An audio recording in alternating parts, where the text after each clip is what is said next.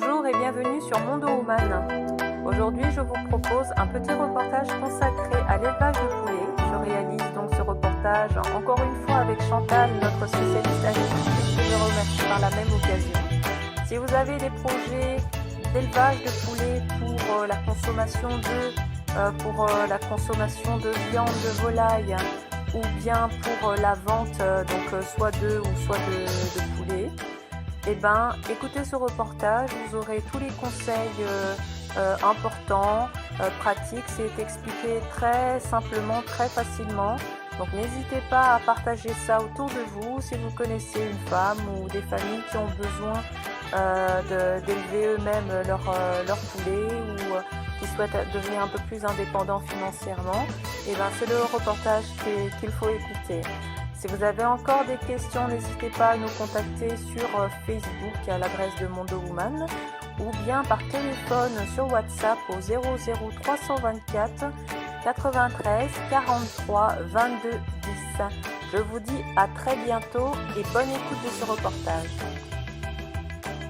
Bonjour Chantal. Bonjour. Alors, il existe plusieurs manières de créer un poulailler. Mais quelles sont les règles à respecter pour que les poules soient à l'aise et en sécurité? Il faut une construction genre poulailler que tu peux construire toi-même en palette de bois si tu as le courage ou qu'on achète toutes faites dans le commerce. Il faut que à la base du poulailler, s'il y a une aire où ils peuvent se promener, il faut un grillage anti-intrusion pour les renards, les fouines qui sont hyper dangereux et les rats. Et il faut que ça soit surélevé plus ou moins à 30, où elles peuvent dormir à 30 cm du sol. Et là, il faut une base de paille pour l'isoler et qu'elles puissent vraiment se mettre au sec et se reposer. D'accord. Et comment est-ce qu'on peut les protéger de la chaleur déjà? En fait, il faut pas que le poulailler soit au soleil. Oui. S'il n'y a pas vraiment de coin d'ombre, il faut en créer un avec des arbustes, des arbres. Il faut toujours un endroit ombragé. Le pire pour les poules, c'est le soleil, la chaleur. C'est ce qu'elles supportent le moins. D'accord. La pluie, il faut aussi les protéger de la pluie. En fait, on peut les laisser courir toute la journée, mais il faut que le soir, elles puissent se mettre au sec. Et c'est pour ça qu'il faut vraiment qu'il n'y a pas d'humidité dans le poulailler. Et c'est pour ça qu'on met de la paille pour qu'elles puissent se sécher et un perchoir où elles puissent se percher. Et comme ça, en fait, elles se secouent et elles se sèchent, quoi. D'accord. Et il faut vraiment qu'elles soient isolées de l'humidité. Ça, c'est le pire pour les poules, l'humidité et la chaleur. D'accord. Qui est vecteur de maladie. Est-ce qu'il faut prévoir un espace de ponte spécial? Oui. Donc il faut toujours pouvoir avoir un pondoir. Si on n'a pas beaucoup les moyens, on peut récupérer une vieille boîte à chaussures en carton, mettre un peu de foin au fond de la paille. Et alors ce qu'on fait toujours pour leur apprendre au début, on met un faux œuf en plâtre qu'on met dedans et comme ça elles vont savoir qu'elles vont toujours aller pondre là. Sinon le problème dans les poules qui sont en liberté, elles vont commencer à pondre partout et puis on va plus trouver les œufs. D'accord. Donc ils risquent d'être abîmés. Oui, voilà. Mais surtout, plus trouver les œufs, et puis à un moment donné, ça pourrit et ça sent très mauvais. D'accord. Et quel est le nombre idéal de poules qu'il faudrait avoir? Il faut toujours qu'elles soient minimum 2, parce que c'est des animaux grégaires qui ne supportent pas être seuls. Et si on introduit des nouvelles poules, il faut toujours des doubles, des poules toujours par 2. D'accord. Parce que sinon, il y aura un problème entre elles de rôle, quoi, qui domine qui, et à 2 elles sont toujours plus solides pour arriver dans un poulailler qui existe déjà en fait. D'accord. Est-ce qu'elles pondent tous les jours les poules? En été elles pondent un œuf tous les jours, en hiver plus ou moins tous les 2 jours ou tous les 3-4 jours. D'accord. Donc est-ce qu'on peut mélanger différents types de poules? Ça c'est bon, t'as déjà... Dans les poules, on doit éviter par exemple de mélanger des poules naines avec des poules normales ou des grandes poules. Parce que le problème, c'est le problème de domination. Les grandes poules peuvent martyriser les petites poules. Et souvent, alors, du coup, on fait 2 élevages séparés. D'accord. Il y en a qui prennent que des poules d'ornement. Et donc, c'est des petites poules qui pondent aussi des tout petits œufs. Elles pondent moins que des poules fermières, par exemple. Mais elles pondent aussi. On va éviter de mélanger, en fait, les races. D'accord. Alors, est-ce qu'il faut au moins un coq? Non, c'est pas nécessaire. D'accord. Si on veut faire par contre un élevage de poussins, faire ses poussins soi-même, là il faut un coq. Oui, d'accord. Et alors là, pour moi j'en ai eu à l'époque, mais par exemple en ville c'est interdit, hein. Même à la campagne, il y en a qui font des pétitions pour tuer les coqs, pauvres bêtes. Mais voilà quoi, c'est pas nécessaire pour avoir des œufs d'avoir un coq. D'accord. Mais pour l'élevage pour la Mais chair. si on élevage de chair, ah oui, si tu veux les manger, oui. Là tu élèves des coqs Ouais, pour et qu'ils c'est se des poulets quoi. reproduisent, quoi. Oui, Dans ce sens. voilà, pour se reproduire. D'accord. Alors, à quelle fréquence faut-il nettoyer le poulailler si En fait, il c'est faut nécessaire? toutes les semaines changer la paille ou en tout cas enlever toutes les déjections. Et 2 fois par an, nettoyer à fond, mais vraiment à fond, hein, avec du produit, par exemple du savon noir, parce que c'est le moins nocif qui va pas se répercuter dans les œufs. D'accord. Et bien nettoyer, bien frotter, et voilà. Mais la D'accord. paille, il faut changer régulièrement parce que elle faut qu'elle soit sec. D'accord. Et est-ce qu'on peut la mettre dans le compost puisqu'il y a Oui. des déjections dessus? Mais la paille, on va la laisser se décomposer, le fumier. On appelle ça donc du coup du fumier. On le laisse décomposer 3 semaines avant de le rajouter au compost. D'accord. Alors, avec quoi nourrit-on les poules? En tout cas, toi, avec quoi tu En fait, nourris le tes matin, poules? je donne tous les restes de nourriture, sauf la viande. Ça, je donne jamais.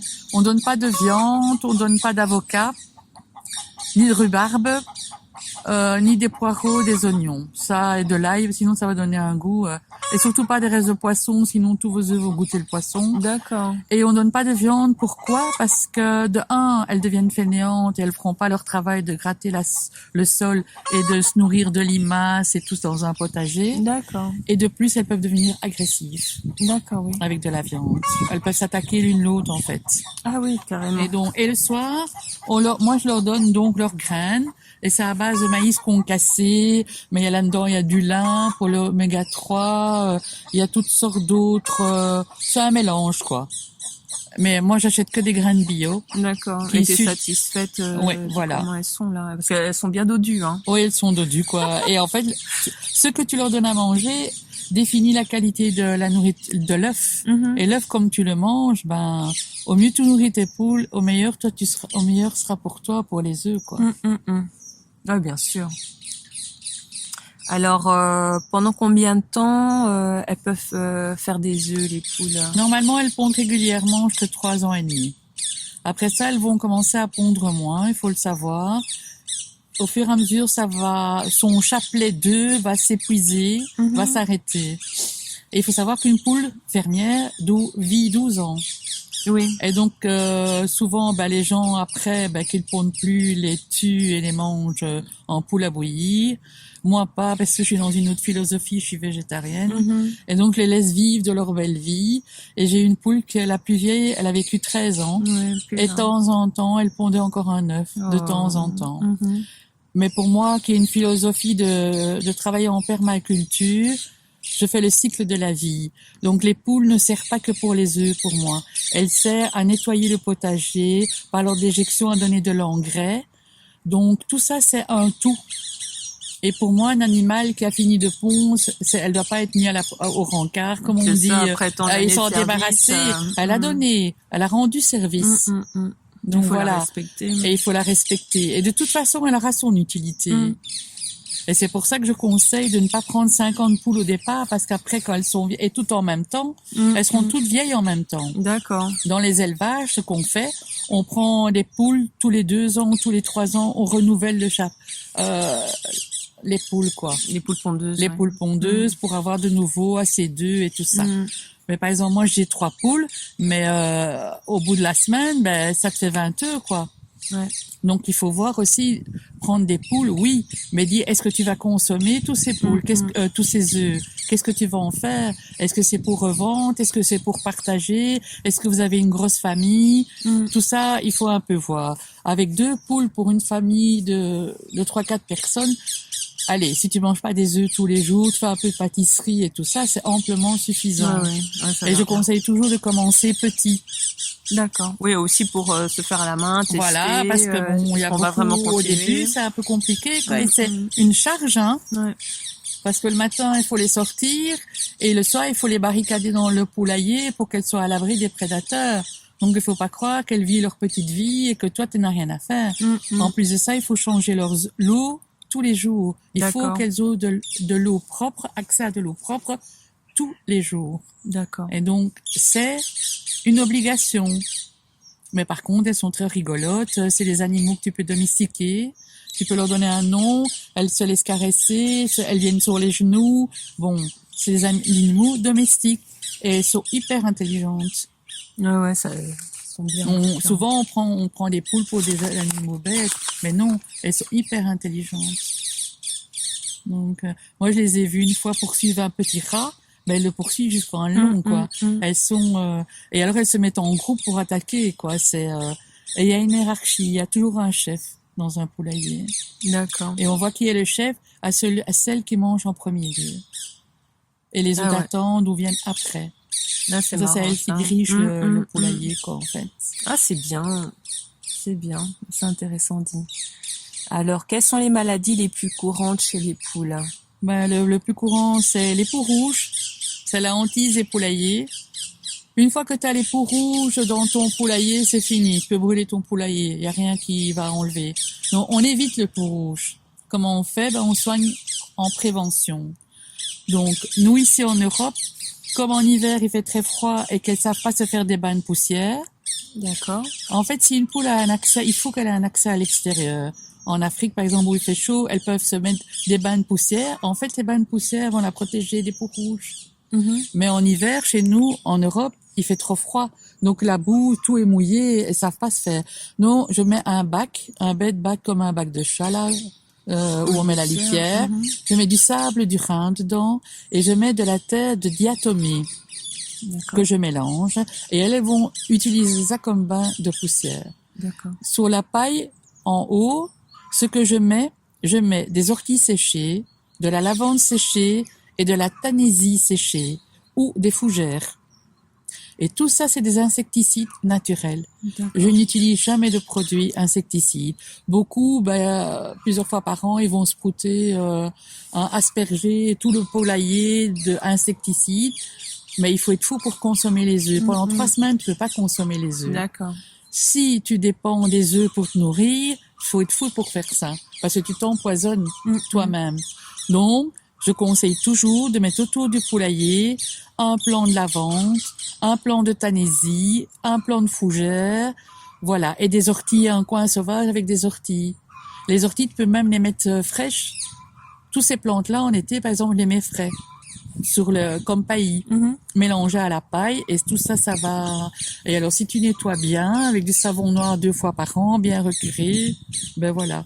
Ce que tu peux faire aussi, si à l'extérieur, pour éviter l'humidité, tu peux une fois passer à la chaux, peindre à la chaux ton poulailler si tu as envie. Et là, c'est vraiment... Et alors, ce que je fais une fois par an en été, à la fin de l'hiver, je prends de l'huile de friture, pas cher, produit blanc, et avec un pinceau, je passe tout le poulailler à l'huile de friture. Pourquoi? Parce que ça va tuer tous les interstices, tous les insectes, tous les poux, ils vont mourir dans l'huile. Dans l'huile. Ah, et oui. c'est pas nocif puisque c'est un produit qu'on consomme naturel, quoi. Ça va. Donc ça, c'est le plus efficace et le moins cher. D'accord. Alors, est-ce qu'il faut les acheter poussins ou les acheter quand Si elles sont tu les plus achètes âgées? poussins, il faut savoir que tu dois avoir un poulailler à part, tu peux pas les mélanger aux autres poules. Un poulailler fermé et chauffé. Pour éviter que, par exemple, les oiseaux comme les pies et tout ça les mangent, ou les corneilles, ils attaquent les poussins et ils les tuent. Et donc, si tu fais pas toi l'élevage des poussins avec ton coq, alors là, tu as investi dans tout ça. Alors, il faut acheter une poule de 6 mois. D'accord. Et elle commence à pondre à 8 mois. D'accord. D'accord. Il faut parler aussi du parcours. Une poule ne peut pas vivre enfermée tout le temps. Elle doit pouvoir sortir, avoir accès à un parcours. Il faut compter 5 mètres carrés par poule pour dire qu'elle puisse un peu s'épanouir. 10 mètres carrés, elles sont heureuses, et 20 mètres carrés par poule pour dire qu'elles ne te détruisent pas tes plantations. D'accord. Donc voilà. Et le parcours doit être clôturé tout autour pour éviter les prédateurs les gens, les renards, les chiens. Mhm. Le plus dangereux, c'est les chiens aussi. Les chiens errants ou même les chiens ici tenus en laisse, ils attaquent les poules. Et alors, ou ils courent après les poules, elles attrapent un stress et elles ont une crise cardiaque. Oh. Ouais. Ce qui est compatible avec les poules, c'est les lapins et les chats. D'accord. Et les chats en général vivent près des poules et comme ça, elles protègent des rats. Parce qu'il faut savoir, quand tu mets un poulailler, souvent les rats arrivent. D'accord. Pourquoi? Parce qu'on laisse les graines ou la nourriture. Oui, bah, bien Si tu sûr. mets la nourriture le matin, ce qu'elles ont pas mangé, il faut enlever, il faut jeter. D'accord, d'accord. Et je rentrais le bac Pour pas attirer à les graines animaux. la journée pour que ça n'attire pas les bêtes, en fait. D'accord. D'accord. Ouais. Et au niveau des serpents, est-ce que le danger est réel? Bah, ils aiment les œufs, hein. Oui. Donc là ici on n'a pas de serpents ici en Europe, donc je connais pas bien comment il faut faire pour éviter les serpents. Ah, Mais je suppose que le grillage en dessous à petite maille comme moi j'ai ici, tout ça est grillagé, hein. ouais. En dessous, au-dessus, sur le côté, tout est grillagé, quoi. Ça peut Peut-être les le protéger. surélevé. Ou un surélevé, peu, peut-être. Les serpents, ça je ne connais pas. moi Nous non on n'a plus. pas. En fait, pour voir si les poules sont en bonne santé, il faut regarder par exemple leur queue. Donc le croupion, il faut qu'il soit bien avec les plumes, le duvet et bien Bien relevé. Et alors surtout la crête en fait, elle doit être rouge et dressée. D'accord. Si une crête de poule pend, c'est qu'il y a un problème. D'accord. C'est qu'elle est Façon- peut-être en carence ou pas? Oh, elle est souvent malade. D'accord. Par exemple, si elle a eu froid avec l'humidité, elle va attraper le coryza, elle peut même tousser et faire atchou, et il peut même avoir du liquide qui sort du nez. Carrément. Ouais. Oui, et donc là, en fait, c'est souvent mortel, ce genre de maladie-là. Oui. Et alors, on va voir que la poule, elle est amorphe. La première chose qu'il faut faire, c'est la mettre à l'écart des autres, la mettre en quarantaine. Mhm. Parce que dans différents élevages, ou bien les autres poules vont l'attaquer parce qu'elle est faible, malade et veulent s'en débarrasser, ou elle va contaminer les autres poules. Donc, il faut faire très attention D'accord. Ça t'est déjà arrivé de perdre une poule? plusieurs fois. Oh.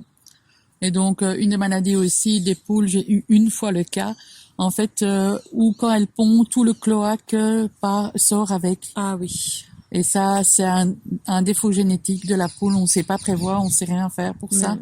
Et la poule va mourir, quoi. Donc, parce que tout son appareil de reproduction Oui, il est sorti. est sorti. Et c'est horrible à voir. Mais Oh. voilà. Et la douleur. Et ouais, voilà. Mais il faut être très attentif à la santé des poules. Mais normalement, c'est pour ça que je conseille de pas prendre des gros élevages.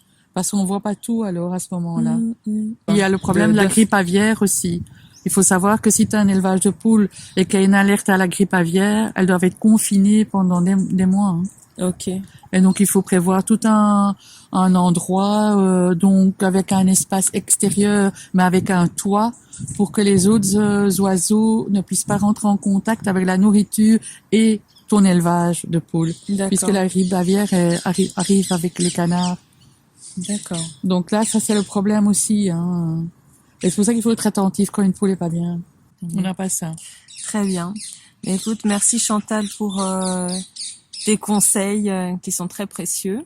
Donc on espère que ça va aider beaucoup d'autres femmes si vous vous lancez dans l'élevage de poules. Mais commencer petit, hein. 2 petites poules, voilà, du moment que, voilà, et être attentif, savoir qu'il faut s'en occuper tous les jours, et vraiment qu'elles ont confiance en vous et ça se passera bien, quoi. Et si vous avez un potager, bah, les laisser courir quand il n'y a plus rien en hiver et tout. Elles vont tout nettoyer, elles vont faire de l'engrais avec leur déjection. Elles ont beaucoup d'utilité, en fait. Ouais. Ben, très bien. Ben, merci Chantal. De rien. Au plaisir. À très bientôt, À bientôt. pour un prochain reportage. Voilà, merci, au revoir. Au revoir.